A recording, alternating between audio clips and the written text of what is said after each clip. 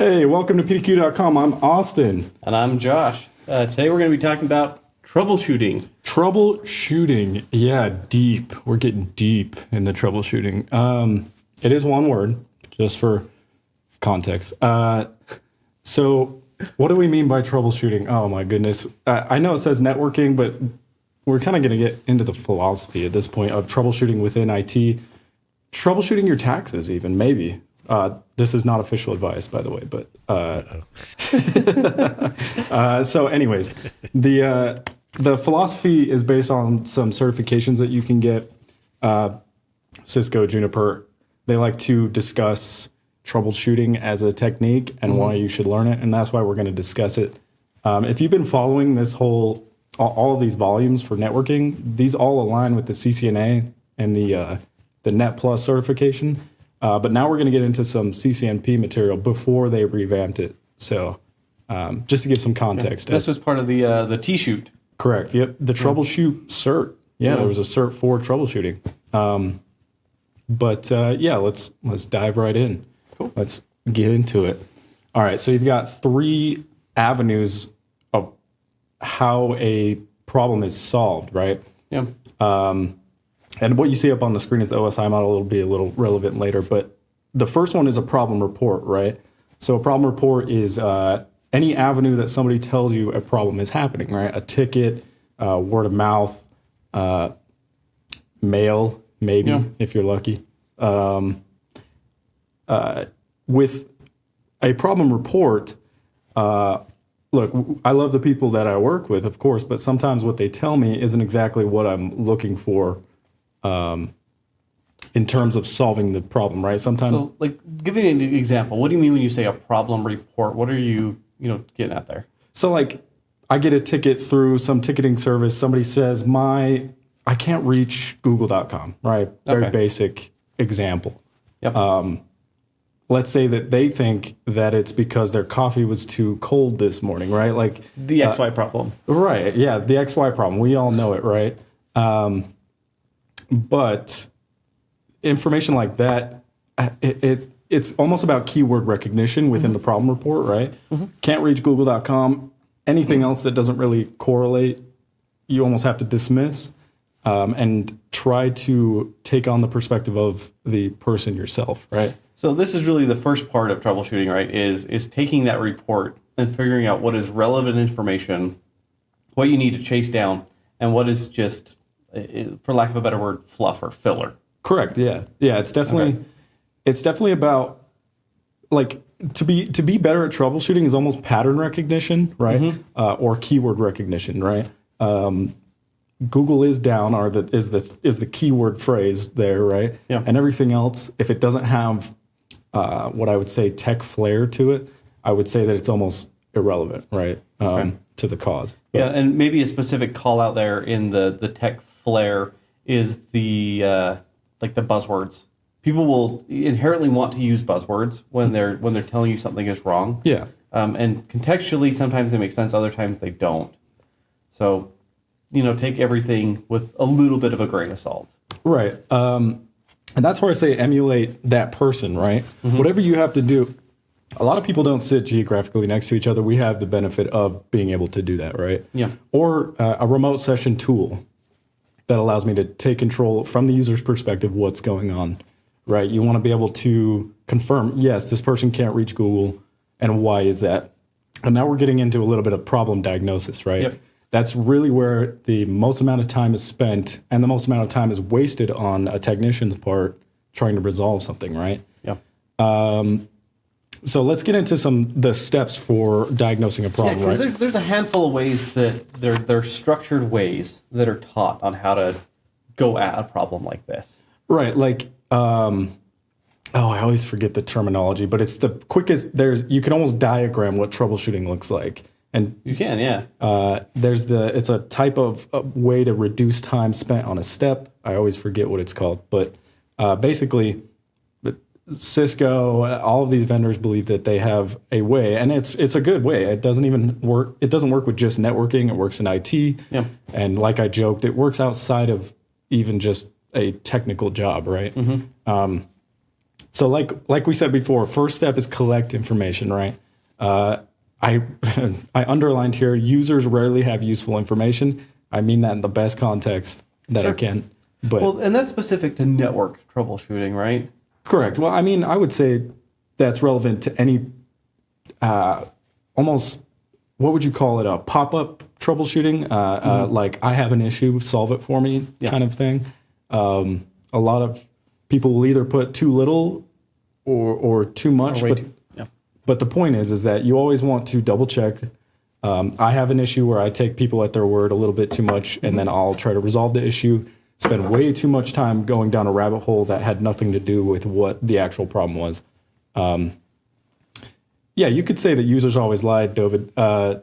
It's more like, what was it? Trust but verify? Trust but verify is what I like. It's like, the user is experiencing a problem, and what they perceive is reality. Right. So trust what they're saying, and then also verify. Like what exactly is happening, right? Like, and there's a couple ways. Like we've got the OSI model up on the screen, and that's just a way to break this down. I think there's some common stuff, like top down, start at the application layer, work your way down. Start at the physical layer, work your way up, and then there's my favorite, which is somewhere in the middle. Yeah, yeah. So this is basically a troubleshooting method from a networking perspective on how you can visualize what's happening, right? So like Josh said, we've got top down. If you can get into the application, presentation or session layer, good on you. You know what I mean? But when I say top down, I really mean it like transport layer. What's an example of that? What is an example of starting at transport? Like, can I open...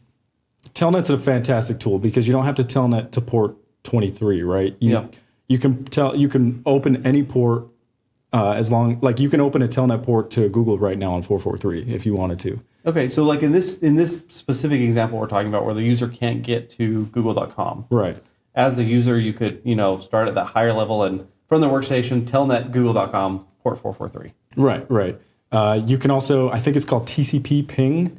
Fantastic tool. You should Google it. It basically does a trace route on a port that you specify. And it's way more specific, than ping as it goes down the steps, because a lot of ISPs will divert ICMP traffic to make it look like it's going one direction, or they divert it for, what would you call it?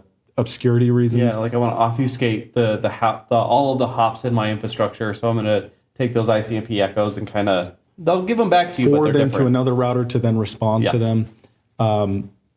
But if you did what's called a TCP ping, it basically sets the TTL of a packet going to 443, and then every router has to respond when that TTL breaks on port 443, and it's way more responsive than, I would say way more accurate down the path, right? Okay. That's another way you could check layer 4. You can hop in your firewall, but unless you've got some crazy logging, you might be able to see if a port is opened on your inbound zone and your outbound zone, or your safe zone, unsafe zone, whatever you would call it, right? Yeah. So to me, like starting at the top down, I've never found a use case on where it's effective. No. It usually you just end up, because that's where the user is existing anyway. Right. They've already done that for you. Right. I think you're right. They basically done that at the transport layer. If they can't reach google.com, you've already solved that answer, right? Okay, something's wrong here, at least at layer 4, at least, right? Yes. Now you've got bottom up too, which is I think it's a very easy troubleshooting method, right? A lot of people have been like, I can't reach anything. Come to find out the Ethernet cable's not even plugged in. Somehow it got unplugged or cut or something chewed on. I don't know how you chewed on it, but so it's a fantastic way. I think Josh specified before that it's probably his favorite, the one he uses the most, right? Or so my favorite is like a divide and conquer. Right. Yeah. Right? Divide and conquer. I'll take this, if we're going to look specifically at layers 1 through 4, basically stick a starting point between layers 2 and 3. Yep. What's the best way to do that? Like, how would you do that? So my favorite way to do that is ping, right? So in this case, it's just going to be ping the gateway, Because at that point, I'm going to test, the network layer between me and the edge device. Yeah. And I'm also testing like the data link and physical layers. Right. Based on the results of that, I can then choose the direction I need to go further. So I get to skip a step. So if my ping is successful, then I can assume that physical data link network layer are all working as intended. If it fails, then I know the problem is lower in the stack. Right. And so I get to just cut all of those troubleshooting steps in half. So I like to ping even higher up. Like I will just straight up ping google.com. And if I get nothing back, then I'll trace route to google.com, which is it's a ping, right? Yeah. It's just with TTL set lower. And then wherever it fails, I'm like, okay, something's wrong here at this step. Now, if it's within the enterprise, like I'm imagining right now a list of IP addresses that respond to my ICMP requests from a trace route, right? Yeah. And let's say the IP addresses are known to me and it stops after within my realm of control, then I know something's wrong with my network, right? Mm-hmm. But if it stops at some random IP addresses you've never seen before, obviously went past your boundary, then it's time to start hitting up your ISP and like what's going on here. It just depends on the scenario, but I completely agree that a ping to any address, I would say outside of your subnet or the gateway, will definitely solve physical or data link because if you can ping something, the cable's plugged in. If you can ping something, that MAC addresses are being forwarded correctly on the switch, right? And it's not just MAC addresses being forwarded correctly. .1x or port security is handled at layer 2, right? So in our case, especially, you can verify that something's passing .1x or passing port security by pinging it. But so the next thing that I kind of want to think about is that this type of troubleshooting technique works really well for kind of your seasoned IT professional. Yeah. Because you have an understanding of the entire stack. But if you've got someone who's green, maybe a new help desk person, it's their first, step into it. Yeah. I think that's a kind of a misstep to try and teach this type of troubleshooting. I can see that. Like if I had somebody underneath me, I would try to still push the ping issue, but I've never had anyone underneath me before to see that. So what's the context? So the context I'm thinking here is that, logically people like to shoot from the hip. Yeah, right? for sure. And so and that's just what people do naturally. So if you teach a very strict bottom-up approach, it forces that learning mechanism of that OSI model. And then you can bring them into the... So, and then once you're, established that I understand everything that's happening between A and B, that's when you can start skipping those steps. Right. But I think you're doing yourself and anyone that you're trying to help teach a misstep by just starting at that midpoint. Because how many times have you spent 30, 40 minutes troubleshooting an issue to walk down and figure out that someone unplugged a data cable? Oh, too many times. I'd be embarrassed to say it. Exactly. Layer 1 always is the one that seems to bite me. Yeah, layer 1 is the sneaky one. Do we have any questions by chance? Yeah. Guys, where is layer 8 on the official diagram? You're looking at it. Luke B. You're looking at it. It's the humans around you. Yeah, and that's the nebulous cloud that surrounds the entire thing that makes everything else go out the window. It's a Cthulhu-like being that exists outside of the realm of our understanding, I think, when it comes to the models. So I think so. So after this, I think we were going to start talking about, the very specific example of Google is down. Like that one's pretty easy for pretty much anyone to troubleshoot. Yeah, but we were going to dive into maybe some outage level events or larger, not quite so consistent level events. Yeah. Next, but before we did that, is there any other questions we want to take before we start jumping into that topic? We've got one more that I think might be good. Yeah, let's do it. Hey guys, do you know of a way or tool to test the bandwidth between two computers on a LAN? Adam N. I think it was mentioned in the chat, but iPerf, IPERF 3, fantastic tool. One little piece of advice, place it somewhere. I like to put them on Raspberry Pis. I like to have Raspberry Pis running iPerf. They can do gigabit if you grab a 4, Raspberry Pi 4. Put it on an Raspberry Pi, personal opinion. Also, if you're doing a TCP test, because you can specify between UDP and TCP, if you're doing a TCP test, make sure you adjust the window size of the test. It'll be more reflective of your actual true bandwidth. If you just do iPerf3 client and then you specify the server and you leave it with default, I think the window is set to a lower amount than you would see through an actual download from that server. Okay. There are also public iPerf servers, so sometimes all you need is the client on a host machine. And on iPerf's website, they've got public servers you can point at.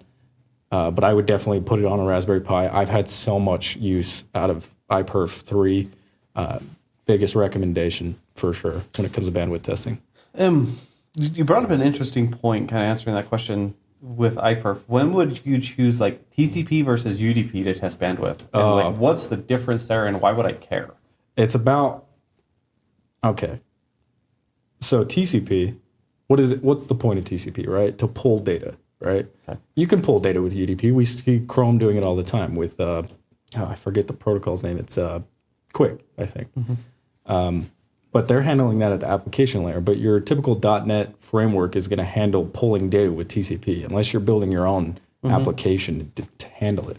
So TCP is all about how much can I pull? And data integrity. And data integrity, correct. Yeah.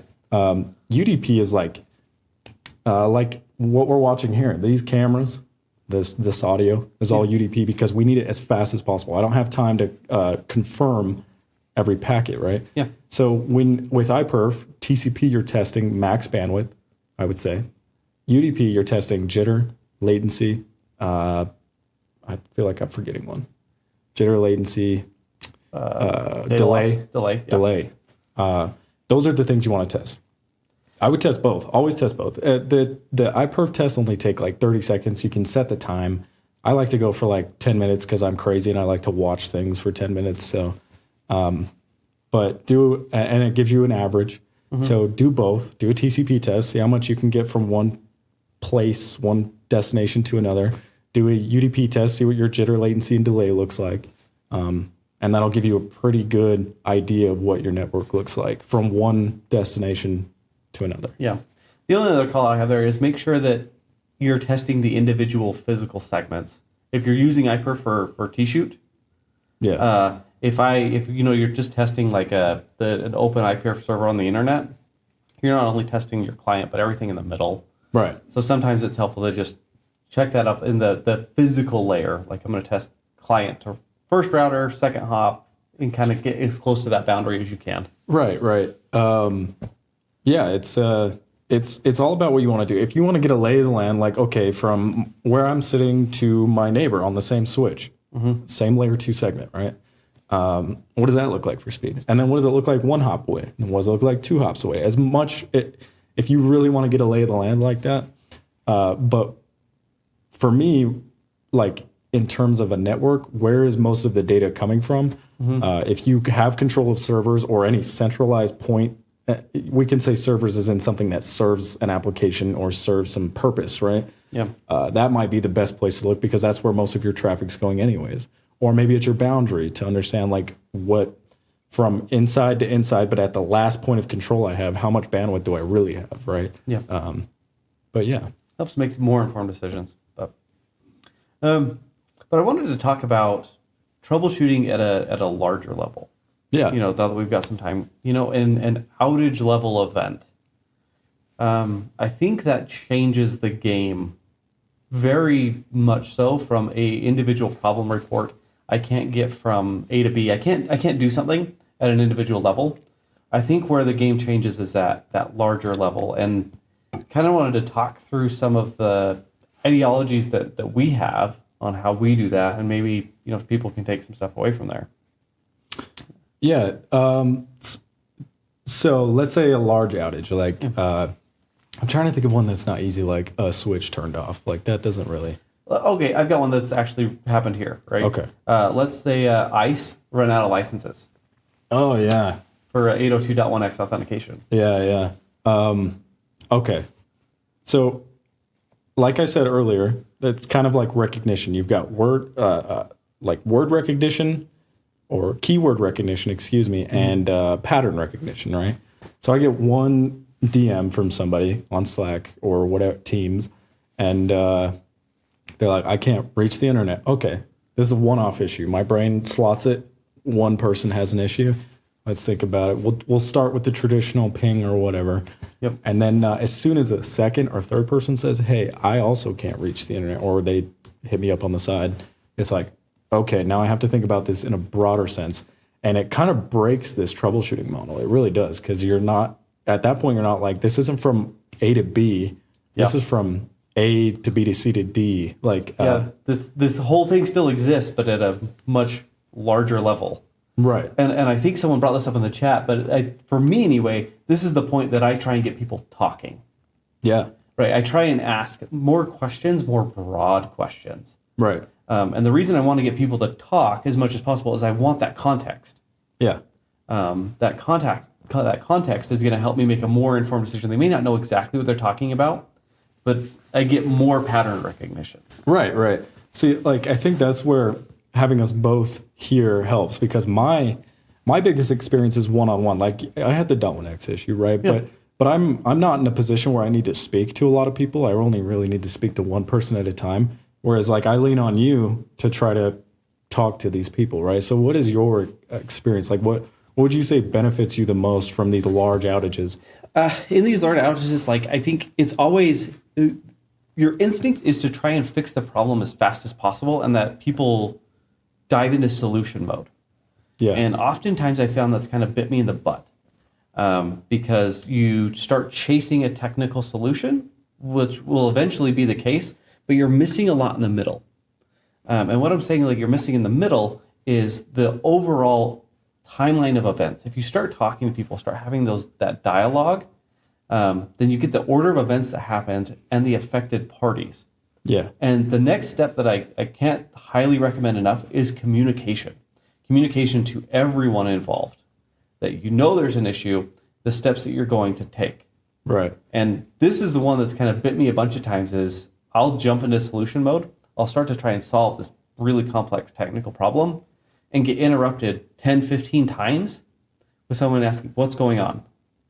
Who's taking ownership of XYZ? Yeah. That type of question. Right. Whereas if you take that 10 to 15 minutes on the front end, understand the problem, and communicate the problem, you save yourself on the back end, and you have a better resolution overall. Well, if the objective is to save time, you're almost, by giving time at the beginning, you're saving time overall, because now you don't have to explain to 15 different people what's going on. Mm-hmm. You explained it one time in a public setting, like, here's what's happening, right? Yeah. It's also, I think, what's really not specified in these testing materials is having a structured method of troubleshooting, whether it's a large outage or a small outage.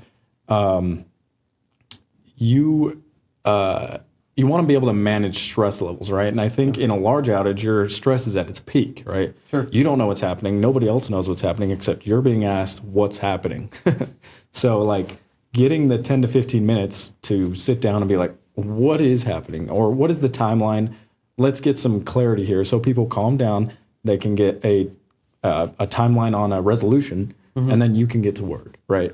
Whereas, like, if you didn't try to resolve this or communicate, you would be getting pinged, and your stress levels would rise, and your ability to troubleshoot would diminish. And I think being able to do everything you just said would be not only assist in resolving the issue faster, but resolving your stress levels. Sure. And you usually end up with a better solution anyway.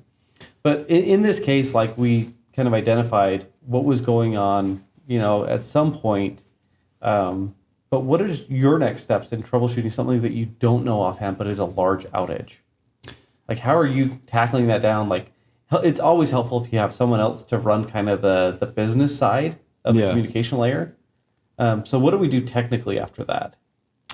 So what I would do, let's say with the license outage on .1x, I'm already working one ticket. Usually they come in like, it comes in like a melting glacier, right? First you get dribbles, and then you get a waterfall, right? Yeah.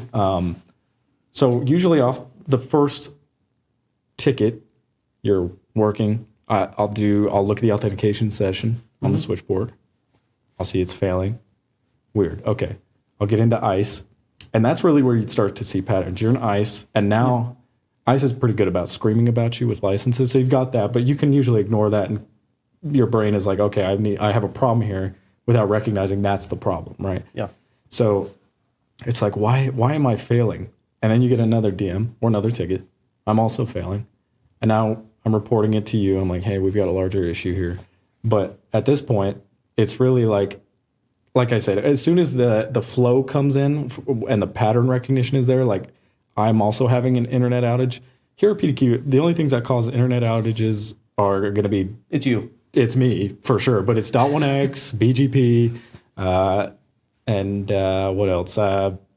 The controller decides to die. I don't know, the wireless controller. But so here we've got some pretty easy like pattern recognition. I lose internet. Okay, I haven't lost internet. I'm good. I can still reach google.com or whatever. So it's not BGP necessarily. So then my next step is, okay, something's wrong with ICE. Let me check the authentication session, right? Yeah. But basically, I'm starting at layer 2 with an issue like that where I can't reach the internet. I'm not assuming that they really can't reach the internet in a perfect world. But if I were to remove authentication from that switch port, would it work, right? So in a large outage like that, it's basic, like I keep saying, it's pattern recognition. What word keeps hitting me as I receive tickets, and based off of previous information that I've received, what would that be, right? Yeah, so I mean, these big outage events typically aren't large technical issues. Yeah. At least in my experience, I very rarely ran into a large technical issue that caused the outage. And that's, everyone's default. It's always going to be, it's something small, and it's about that communication to get it resolved faster than taking that technical path to just kind of dive down it. Yeah. I think I agree with you. I think you have to basically try to resolve this as quickly as possible, and whatever that takes. Yeah. But I think, I don't know, do we have any questions? As we're just kind of in a conversation about, troubleshooting methodology as a whole, but not really anything specific. Yeah, nothing We've specific. actually got one question. You guys are doing such a good job explaining things. Questions haven't come in, but we do have one. Gentlemen, why use ping to track a missing computer when a remote shutdown would get faster results? Thank you, Luke B. There you go. You answered the question. Why would you? Why would you? There's no point. Just remote shutdown and wait for somebody to scream. I got a harder question for you. I don't want to just put you on the spot. So what if you disabled ICMP echoes for some reason, and ping is removed from your troubleshooting tool belt? I hope Dakota's listening, because he's brought this up. What a foolish mistake. I mean, DoD environments, they disable like unreachables and redirects. Okay. But echo and reply is really all you need, right? Okay. Why you would disable it, first of all, even outside of trying to resolve that, I don't know. But if without ping, what would you do? If we were here at PDQ and we just disabled ping and then I could do anything else, I would TCP ping. I would try to open a port to something. They tell that, right? So you just kind of move up that OSI layer. But let's say I was really locked down. Then you start checking ARP tables. You start tracing MAC addresses. But I'm telling you, a ping really makes your life a whole lot easier. Yeah.